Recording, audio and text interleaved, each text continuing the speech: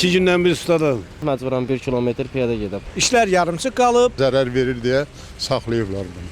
Yəni buradan keçə bilmədim.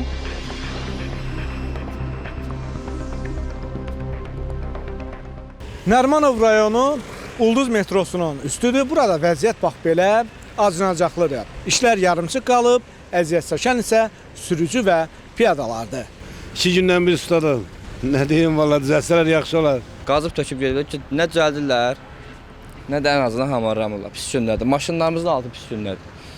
Palçıq bir tərəfdən, trampolinlər bir tərəfdən xaraba qoyub çıxıb gediblər. Yer duran yoxdur. Yəni görürsüz də nə gündədir. Atamı düşürdüm orada. Ona görə maşın o tərəfdədir.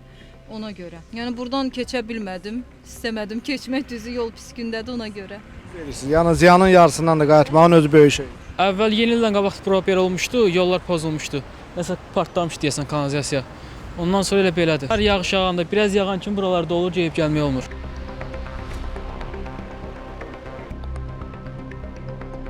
Motosikletlə yəni yolların vəziyyəti göz qabağındadır da, getmək olmur heç sürə. 1 kilometr o tərəfə sifarişim var. Məsələn, motosikleti yolun qırağında saxlayıb məcburan 1 kilometr piyada gedib. Yəni düzəltmirlər, baxan yoxdur, vəziyyət də bu gündədir. Başqa bir sifariş götürmüşəm, məcburam o sifarişə getmək üçün buradan nə qədər yolu piyada gedib, oradan motosikletlə çıxam gedim.